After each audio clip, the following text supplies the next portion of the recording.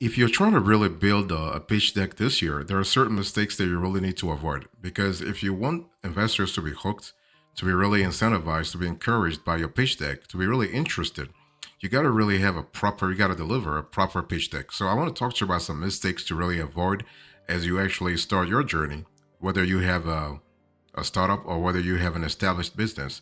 Those are mistakes that you really need to avoid, okay? But before I speak about the blunders, let me first talk to you about what a pitch deck is, because you need to have a clear idea about what a pitch deck is and what it's not, okay? So you can really you can put your proper presentation forward.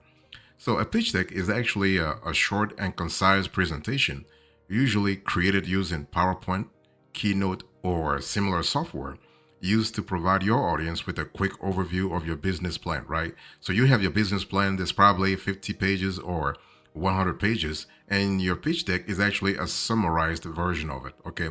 Maybe 10 slides or 7 slides, okay?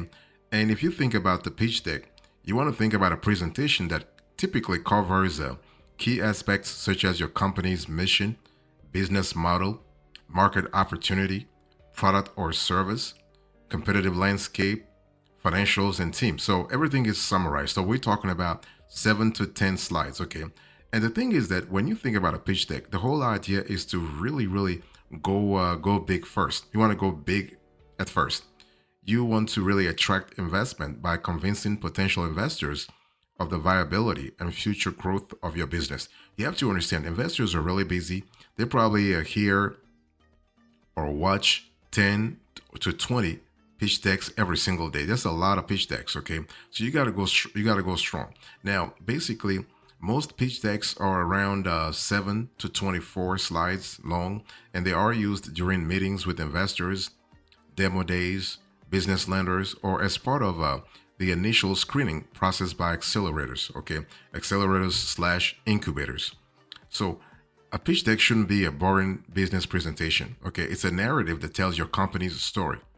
So depending on your stage and your particular journey, the story can take different angles: solving a pressing problem, a unique business model, remarkable traction, revolutionary tech, or superhuman founders. So it's all about your ability to present the data in a very clear and concise manner. Okay, and a pitch deck can be used for different purposes, such as emailing it to help you land investor meetings, pitching, and presenting in front of an audience. Okay, so depending on the scenarios and time constraints, the presentation can have more or less information, but the structure should generally be the same. So this is really important from a flexibility point of view.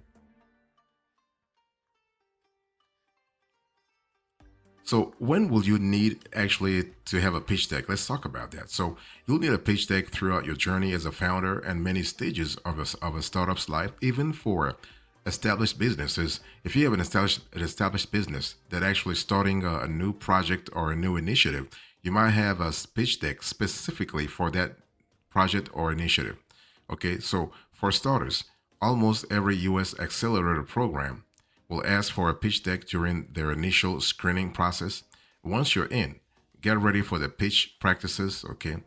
These spaces allow you to rehearse your pitch and refine your presenting skills. Rehearsing is crucial. It's designed to prepare you for future demo days, an event where you present your business to a room full of key players.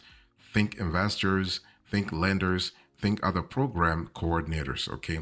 So this is really so a pitch deck actually serves a dual purpose. Not only does it provide investors, let's say, with an overview of your company, making it easier for them to evaluate the investment potential, but it also helps you as a founder, let's say, as a mental exercise into articulating the key aspects of your startup and pen key information and data about your company, right? And that's what you want. You want to have that flexibility up front.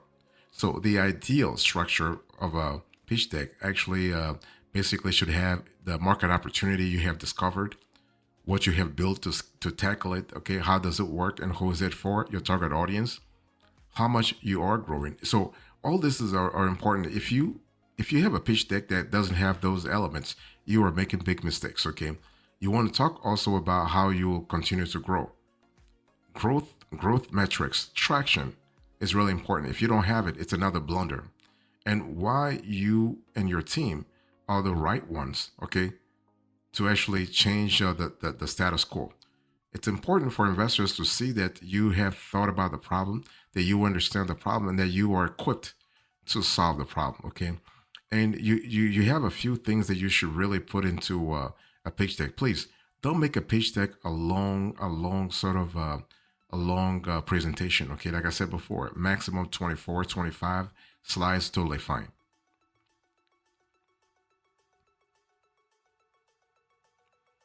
So the mistake that you need to really avoid here is to really think whether or not your company needs a pitch deck. If your company is in the initial stages, definitely you do need a pitch deck. Okay. If you are a startup, you need a pitch deck. That's for sure. Okay. So one thing you need to understand here is that basically if your company wants to consider venture funds, if your company wants to see itself as a venture fundable, okay, initiative, then you will need a pitch deck. Okay, as long as you are thinking about reaching out to lenders, to investors, to you need, or even reaching out to accelerators slash incubators, you really need to actually think about a pitch deck. Okay, so a small business can also need a pitch deck. Like I said, even if you're an established business and you really need to have, let's say, a venture fundable activity or a venture fundable project, and you want to pitch this to key stakeholders, to financiers. If you need their input, their financial input, you need to have a pitch deck. Or if you have a tech startup, if you have a tech startup and you are thinking about having either a SaaS model or having other types of models, you also need to have a pitch deck. See, what I'm trying to tell you here is that a pitch deck is not just a bunch of slides actually conglomerated into a presentation. No, a pitch deck has a purpose. The purpose is the last slide on your pitch deck, which is the ask. The ask, how much you asking for. And so if you're asking for a million, okay, $1 million, okay. What will you use the $1 million for, right? Be as precise as possible. That's going to be very key in terms of accelerating your potential. And one thing I want you to really understand also is that the possibilities are key. The possibilities are really key in terms of strengthen, like strengthening your proposal, strengthening your business model, but most importantly, strengthening your ask. Okay, you have to be as clear as possible, and most importantly, remember that you have to insist on the fact that you are the one to tackle the problem because blah blah blah. You have some skills, you have access to some resources, you have come up with a code, you have developed a program, and so on and so forth.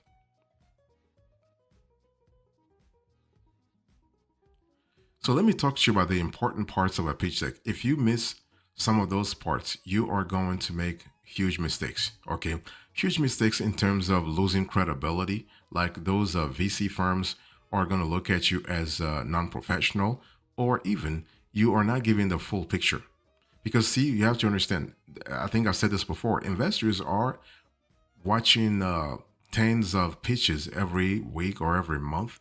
So they're sort of accustomed to certain formats. They're accustomed to certain features, certain sections.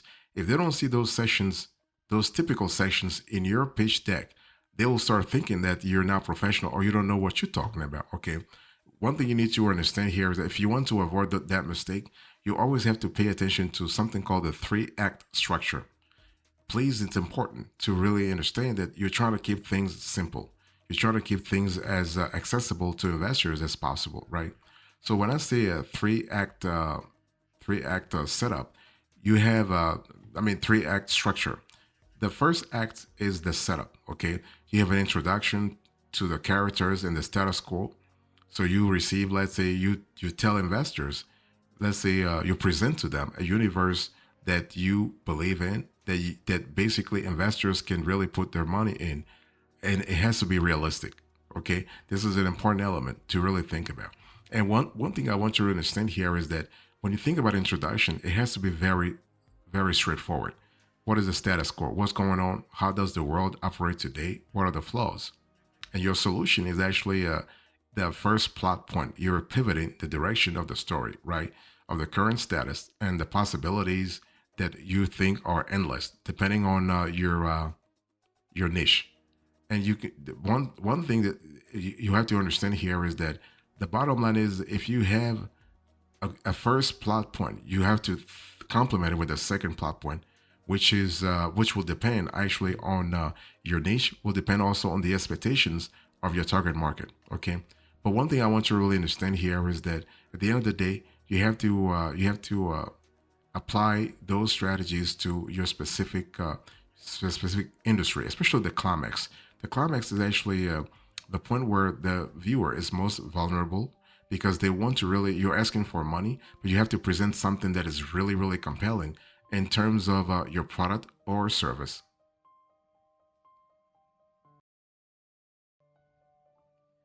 Another mistake you have to really avoid when it comes to pitch deck is that if you think that all pitch decks are the same, that's totally wrong. Okay, there are several types of pitch decks depending on the goal you're trying to really pursue with a pitch deck. For instance, you can have an elevator pitch deck, you can have a demo day pitch deck, and you can have a full investor meeting deck, right? It's all about how you position yourself. So when I say an elevator pitch deck, for instance, basically this is a pitch deck that allows you to deliver a pitch for 1 or 2 minutes during an elevator ride with a potential investor. Okay, figuratively speaking, anyway. So this sort of decks are highly condensed versions of your pitch. You want to focus on the most essential information, problem, solution, traction, market, use of funds, and growth. Okay, so that it's a very specific, that's very, I would say, focused pitch deck. Then you also have a demo day pitch deck. Here you have more time. You don't have 1 or 2 minutes. You have maybe 5 to 10 minutes, okay, or even sometimes 15 minutes, okay. So this is usually a bit more detailed than an elevator pitch, but still on the shorter side. So this demo day pitch decks are common on demo days when many startups present sequentially, and the time limit is secret, okay. So here, founders usually have no more than 5 minutes to present, 5 to 10 minutes. These pitches are often more presented in large auditoriums, and the focus is yourself. So the deck itself should have little to no text, and it has to be heavy on visuals to capture your audience's attention. Because the bottom line is you want to capture your audience's attention, and in that audience, you do have investors. And then finally, you have actually the full investor meeting deck. Okay, here we are more comprehensive. But again, when we speak about comprehensive, we are speaking about a maximum of 24 to 25 slides. Okay, and this is actually your archetypical pitch deck, and also actually the most commonly used. Okay, so the archetype here is pretty straightforward because you showcase your company for potential investors to review and assess if it is venture backable or not, right? It's all about venture fundability, venture backability or not. And this is a more in-depth look at your startup aspects from a business model and go-to-market strategy to financial projections and fundraising needs, actually. So something more specific, something more direct.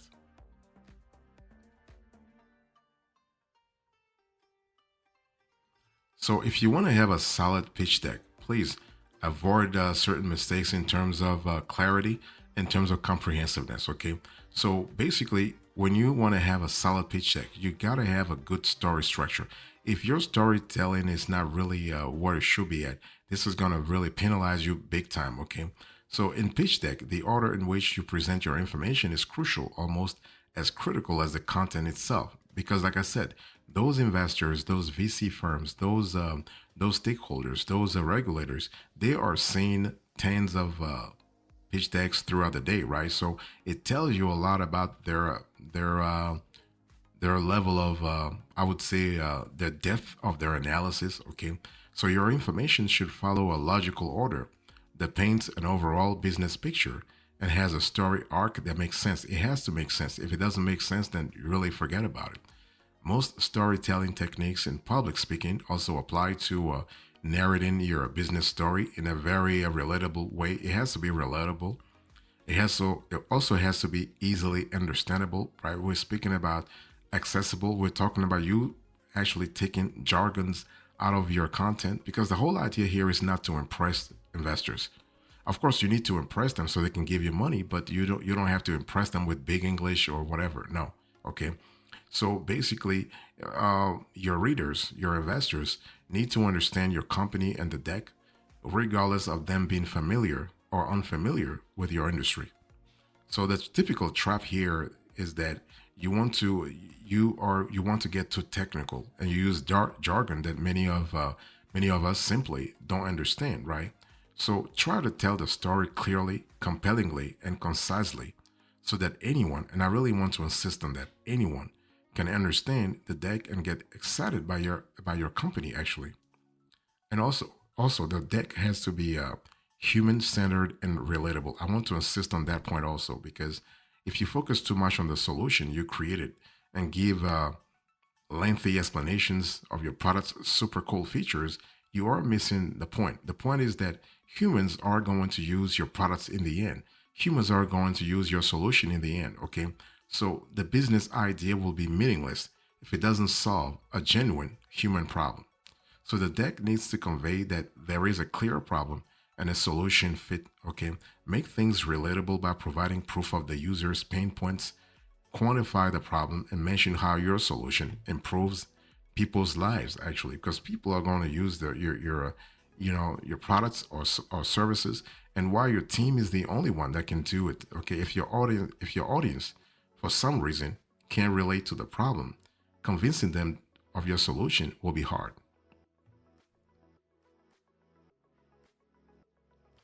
Other mistakes that you need to avoid when creating a pitch deck is to really be too much on words, okay?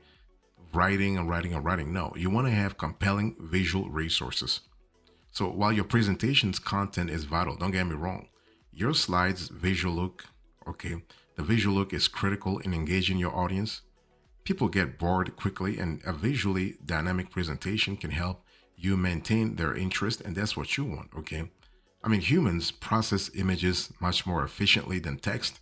Use this to your advantage by crafting visually striking slides that enhance your message, okay? And remember that bottom line here is a pitch deck is not a business plan, right? So you shouldn't have everything in your deck.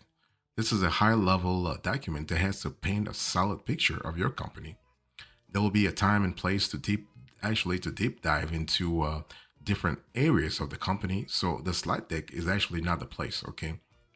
And you also want to think about the traction oriented slides. Don't actually ignore those, because those are going to show interest. Those are going to trigger higher interest in your company. So if you have the traction, brag about it. Results and actual data tend to be more relevant than anything else. They demonstrate you found or started to find product market fit, and that your addressable market has been identified and defined, right? Nothing gives you more credibility than usual actual and measurable success with paying customers. And you must be prepared to discuss these metrics and unit economics once you present them. So make sure you know and understand them properly, okay? And you also have to really think about scalability. I mean, investors love scalable business. So be ready to discuss a healthy, exponentially growing business, okay? So the simple and hardest truth of crafting a solid and compelling pitch deck is that it really depends on your company's performance. So revenue generating businesses, low churning products, exponential and sustained growth, and consistent usage. These are the things that investors are looking for, and that will charm them in the future, or like let's say in during your presentation. Okay, the reality behind the startup fundraising world is that investors want a 10x return for their investment.